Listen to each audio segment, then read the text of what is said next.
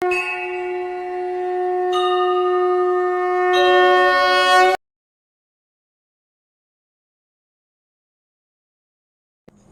મિત્રો, મારું નામ છે દેવ રાઠોડ. આપ બધાને રાધે રાધે. કેમ છો? અને આપ બધા સ્નેહીજનોનું અમારી પોડકાસ્ટ ચેનલ એટલે કે સનાતન સાથેમાં દિવ્ય સ્વાગત છે. આજે આપણે જે વાત કરવાની છે કે હમણાં શ્રી રાધાજીનો જન્મોત્સવ જેને આપણે કહી શકીએ, રાધા કૃષ્ણના રહસ્યો, કથાઓ, લીલાઓ વગેરેનું વર્ણન આપણે આજે પોડકાસ્ટમાં કરીશું. જે આપણી સાથે જ્ઞાન વિજ્ઞાનમય શ્રેણીના કથાકાર એટલે કે શ્રી શનિ મહારાજ સાથે જોડાશું અને તેમનું દિવ્ય સ્વાગત છે. શાસ્ત્રીજી, આપનું સ્વાગત છે. નારાયણ નારાયણ. નારાયણ નારાયણ. તો શાસ્ત્રીજી, આજે મારે વાત શ્રી રાધા અને કૃષ્ણ વિશેની કરવાની છે. શાસ્ત્રીજી, હું હમણાં થોડા સમય પહેલા વૃંદાવન ગયેલો હતો. ત્યાં મેં જોયું તો ચારે તરફ શ્રી રાધા રાધા જ થતું હતું.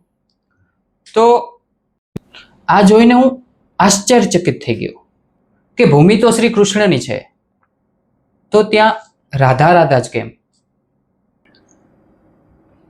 અવશ્ય આશ્ચર્યચકિત થાય આજકાલના માણસો, કારણ કે વૃંદાવનમાં અત્યારે આપણે જઈએ તો આજકાલ વૃંદાવનમાં ખૂબ જ ભીડ છે અને માણસો, જેમ તમે કહ્યું કે કૃષ્ણની ભૂમિ છે, પરંતુ જ્યાં જોઈએ ત્યાં રાધે રાધે રાધે રાધે જ થતું હોય છે. જી. પરંતુ ખરેખર જોઈએ ને તો હું એમ કહું કે વૃંદાવન ભગવાન શ્રી કૃષ્ણની ભૂમિ નથી, એ શ્રી રાધાજીની ભૂમિ છે. પરંતુ વૃંદાવન એ ખરેખર કહું તો ભગવાન શ્રી કૃષ્ણનું આધિપત્ય ત્યાં નથી. તમને આશ્ચર્ય લાગશે, પરંતુ આ સત્ય છે. કારણ કે વૃંદાવનમાં શ્રી રાધાજીનું આધિપત્ય છે. રાધાજીના અનુસાર વૃંદાવનમાં લીલાઓ થાય છે. અને મને પણ એક દિવ્ય અનુભૂતિ થઈ હતી જ્યારે હું વૃંદાવન ગયો હતો ત્યારે. તો હું તમને જણાવું કે હું જ્યારે વૃંદાવન ગયો ને, તો આપણે જેવી રીતના ગુજરાતમાં જેમ કે અહીંયા કોઈને બોલાવવા હોય તો આપણે શું કહીએ? ઓ ભાઈ. અથવા તો કોઈ સ્ત્રીને બોલાવીએ તો અરે બેન, ઓ બેન જરાક સાંભળજો ને. તો વૃંદાવનમાં કાનોને એકદમ પ્રિય લાગે ને એવો શબ્દ બોલાય છે. જેમ કે કોઈ પણ ભાઈ હોય કે બહેન હોય, સ્ત્રી હોય કે પુરુષ, એને ભાઈ કે બહેન કહીને નહીં બોલાવે, રાધે રાધે કહીને બોલાવશે. રાધે પ્રેમ મંદિર ચલોગે, રાધે યમુનાજી ચલોગે, રિક્ષાવાળા તમને આવી રીતના કહીને બોલાવશે. દિવ્ય અનુભૂતિ છે. કોઈ કોઈનું નામ જ નથી લેતું. તમે કોઈ ફળવાળાની લારીએ જાશો તો ફળવાળો કહેશે રાધે 50 રૂપિયા હુએ. દિવ્ય અનુભૂતિ છે. ચારે બાજુ વૃંદાવનમાં રાધે રાધે ને રાધે જ છે. ભલે આપણને એમ લાગે ભગવાનની ભૂમિ છે, પરંતુ ખરેખર જોવા જાવ ને તો વૃંદાવનમાં આધિપત્ય શ્રી રાધાજીનું છે. એટલા માટે જ વૃંદાવનમાં હું કહું છું કે તમે જેમ કહ્યું એ પ્રમાણે રાધે રાધે જ થાય છે. દિવ્ય અનુભૂતિ છે વૃંદાવનની. ખૂબ જ સરસ શાસ્ત્રીજી. વૃંદાવનમાં જોઈએ તો આપણને એમ લાગે કે ચારે તરફ પ્રેમ ને પ્રેમ જ છે. તો શું પ્રેમની નગરી છે વૃંદાવન? ઘણી વખત આપણે આજે લોકો જતા હોય છે વૃંદાવન, એટલે એમ લાગે કે ચારે બાજુ પ્રેમ જ વ્યાપ્ત છે. કારણ કે રાધા અને કૃષ્ણના ભવ્યથી દિવ્ય મંદિરો છે ત્યાં. અને રાધા કૃષ્ણનો પ્રેમ તો જગતના પ્રેમનું પ્રતીક છે. પણ જો તમે થોડાક ઊંડા ઉતરીને શાસ્ત્રોનું, ગ્રંથોનું અધ્યયન કરો ને, ત્યારે તમને જણાશે કે શું ખરેખર વૃંદાવન પ્રેમની ભૂમિ છે. વૃંદાવન પ્રથમ તો આ ધરતી પરનું કોઈ સ્થળ નથી. ભગવાન શ્રી કૃષ્ણએ જ્યારે આ ધરા ઉપર અવતાર ધારણ કરવા માટેનું પ્રયોજન નક્કી કર્યું, ત્યારે રાધાજીના કહેવાથી આ વૃંદાવન ધરતી પર પધરાવ્યું. એટલે પ્રથમ તો વૃંદાવન આ ધરતી બનીને ત્યારની ભૂમિ નથી. ત્યારબાદ વૃંદાવન તમે જુઓ ને તો હું એમ કહું, પ્રેમની નહીં પણ વિરહની ભૂમિ છે, ત્યાગની ભૂમિ છે, અને વધારેમાં વધારે ભક્તિની ભૂમિ છે. પણ ખરેખર આજે છે ને માણસો એમ સમજે છે કે વૃંદાવન પ્રેમનું પ્રતીક છે, પરંતુ શ્રીમદ ભાગવત મહાપુરાણ તેના મહાત્મ્યમાં જ નારદજી ભક્તિ દેવીને કહે છે, વૃંદાવનસ્ય સંયોગાત પુનસ્ત્વમ તરુણી નવા ધન્ય વૃંદાવનમ તેન ભક્તિ નૃત્યંતી યત્ર ચ. વૃંદાવનમાં ઠેર ઠેર ભક્તિ નાચે છે. ત્યાં જઈને કોઈને એકબીજા તરફ કામ વાસના પ્રેમ ભાવ નથી, માત્ર ને માત્ર કૃષ્ણ અને રાધા પ્રત્યે ભક્તિ જ જાગૃત થાય છે. એટલે ખરેખર જુઓ ને તો વૃંદાવન ભક્તિની ભૂમિ છે, તપની ભૂમિ છે, અને સૌથી વધારે હું કહું તો ત્યાગની ભૂમિ છે. કારણ કે વૃંદાવનમાં ભગવાન શ્રી કૃષ્ણ ગોપીઓથી અલગ થયા, રાધાજીથી અલગ થયા, યશોદાજી અને નંદ બાબાથી પણ અલગ થયા. બધાને વિરહ મળ્યો છે. વૃંદાવનમાં પ્રેમ મળ્યો, પરંતુ એ પ્રેમ કરતા જે વિરહ મળ્યો ને એ વધારે હતો. કારણ કે વિરહમાંથી નીકળવું એ ગોપીઓ કહો, રાધાજી કહો કે નંદ બાબા કહો કે યશોદામાં કહો, ખરેખર અઘરું પડે એમ છે. એમના માટે અશક્ય બરાબર હતું એમ. જી.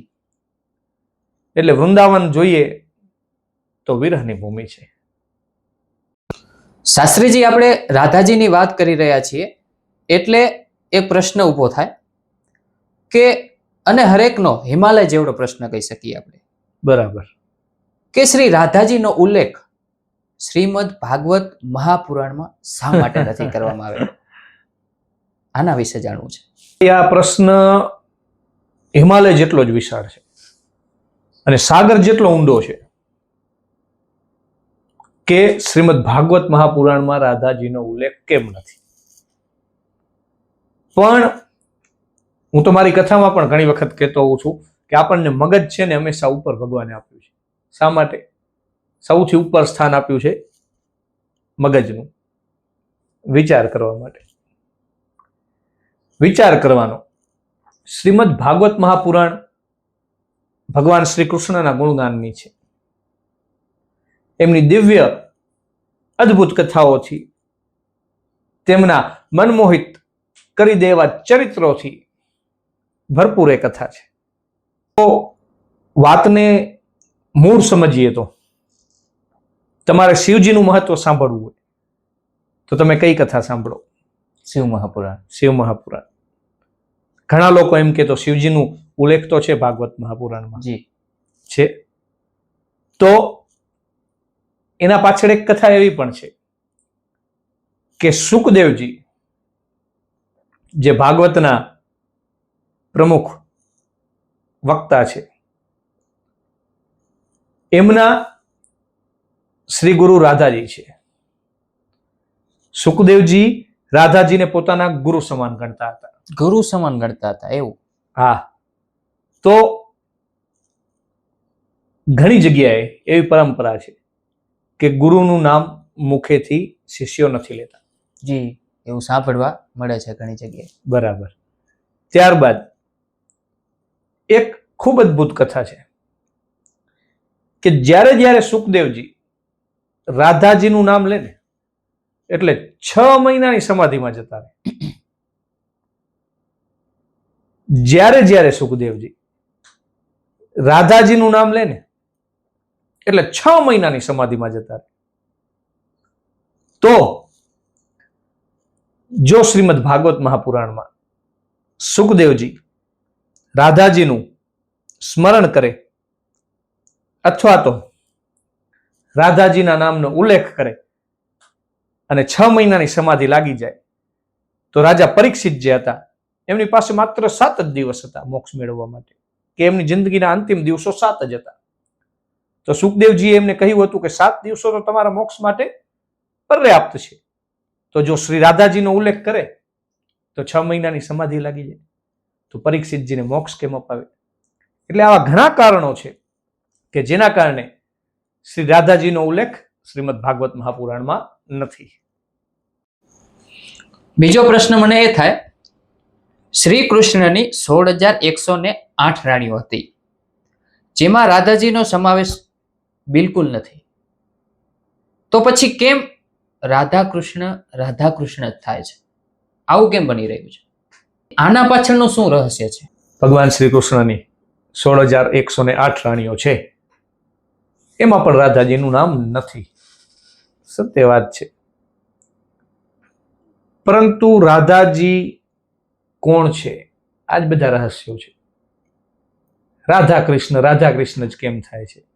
આ જ બધા રહસ્યો છે. 16,108 જે ભગવાનની રાણીઓ છે,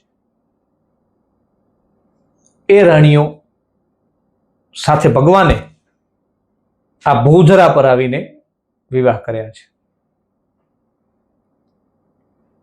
પરંતુ રાધાજી સાથે એમના વિવાહ નથી થયા કે થયા છે, આ તો બધા એક પ્રકારના રહસ્યો જ છે. તો શાસ્ત્રીજી, આ રહસ્યને ઉજાગર કરો કે રાધાજીના પતિ કોણ છે? તો શું શ્રી કૃષ્ણની સાથે રાધાજીના વિવાહ થયેલા છે કે કોણ છે શ્રી રાધાજીના પતિ? અવશ્ય શ્રી રાધાજી અને શ્રી કૃષ્ણચંદ્રના વિવાહ થયા છે. અને ભગવાન શ્રી કૃષ્ણ જ શ્રી રાધાજીના સ્વામી છે. ભગવાન શ્રી કૃષ્ણચંદ્ર અને શ્રી રાધાજીના વિવાહ ની કથા જો તમારે જાણવી હોય તો એના માટે ભગવાન શ્રી કૃષ્ણ ના કુલગુરુ એટલે કે જે શ્રી ગર્ગાચાર્યજી દ્વારા રચિત શ્રી ગર્ગ સંહિતા, તેના ગોલોક ખંડમાં 16મા અધ્યાયમાં આનો ઉલ્લેખ છે. જેમાં ઉલ્લેખ છે કે એક સમયની વાત છે, ભગવાન શ્રી કૃષ્ણચંદ્ર બાલ કિશોર છે અને નંદ બાબા તેમને પોતાની સાથે લઈને ગાયોને ચરાવતા ચરાવતા ભાંડીર વન તરફ જાય છે. અને ત્યાં જાય છે એટલે ગાયો પાણી પીતી હોય છે. અને હવે ભગવાન શ્રી કૃષ્ણચંદ્ર પોતાની લીલા રચે છે. ચારે બાજુથી ખૂબ જ કાળા ડિબાંગ મેઘ ઘેરાઈ ગયા છે. એમાં શ્વેત વર્ણની વીજળીઓ ઝબકી રહી છે. પવન જોરદાર ફૂંકાઈ રહ્યો છે. ચારે બાજુ આહલાદક વાતાવરણ, દિવ્ય માધુર્ય ફેલાવી રહ્યું છે. અને ત્યારે વીજળીના ચમકારાથી, મેઘોની ગર્જનાથી લીલાવશ ભગવાન શ્રી કૃષ્ણચંદ્ર જે બાલકૃષ્ણ હતા, તેઓ ડરી જાય છે અને નંદજીને જોરથી ચોંટી જાય છે અને રડવા લાગે છે. ત્યારે નંદજી મહારાજ વિચાર કરે છે કે આવા વાતાવરણમાં હું મારા બાળકને લઈને ઘરે કઈ રીતના જઉં? જો બાળકને લઈને ઘરે જઈશ તો આ ગાયોનું શું થશે? ત્યારે જ ત્યાં દૂરથી એક દિવ્ય તેજપુંજ આવી રહ્યું હોય એવું નંદ બાબાને દેખાય છે. અને તે તેજપુંજમાંથી ધીરે ધીરે પાંડીર વનમાંથી દિવ્ય શ્રી રાધાજી આવે છે. રાધાજી આવે છે અને રાધાજીને જોઈને નંદજી ખૂબ જ પ્રસન્ન થઈ જાય છે અને રાધાજીને કહે છે કે હે રાધે, હવે તમે આ તમારા પ્રાણપ્રિય પતિને સ્વીકારો. પોતાની લીલાવશ તેઓ ડરવાનું પ્રકૃતિવશ અત્યારે આચરણ કરી રહ્યા છે. હવે તમે જ આમને સંભાળો. મને આ રહસ્ય ગર્ગાચાર્યએ કહ્યું હતું અને હું ધન્ય છું કે મને તમારા દર્શન થયા. ત્યારે શ્રી રાધાજી કહે છે કે અવશ્ય તમે ધન્ય છો, હું તમારા પર પ્રસન્ન છું, એટલે જ તમને મારા દર્શન થયા છે. જી. અને આવી રીતના કહીને બાલકૃષ્ણને નંદ બાબા પાસેથી શ્રી રાધાજી પોતે લઈ લે છે અને ભાંડીર વનમાં અંદર પ્રવેશ કરે છે અને ભાંડીર વનમાં ચારે બાજુ દિવ્ય માધુર્ય ભર્યું વાતાવરણ છવાઈ જાય છે અને આ વાતાવરણને આહલાદક વધારે માધુર્ય કરવા માટે ભગવાન શ્રી કૃષ્ણચંદ્ર કે જેઓએ બાલકૃષ્ણનું સ્વરૂપ ધારણ કર્યું હતું તેઓ હવે રાધાજીના હાથમાંથી અદ્રશ્ય થઈ જાય છે અને હવે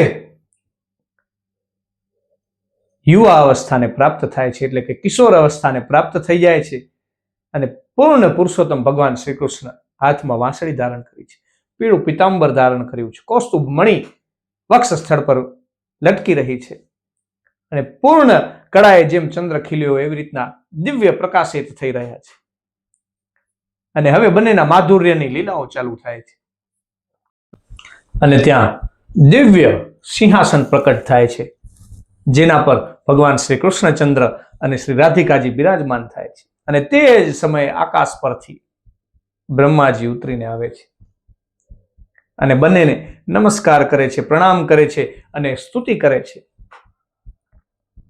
સ્તુતિ કર્યા બાદ પ્રભુને કહે છે કે મારા ધન્ય ભાગ છે કે તમારી કૃપાથી મને તમારા દિવ્ય દર્શન પ્રાપ્ત થયા છે અને હવે હું તમારી જ કૃપાથી તમારા બંનેના વિવાહની વિધિ પૂર્ણ કરાવીશ.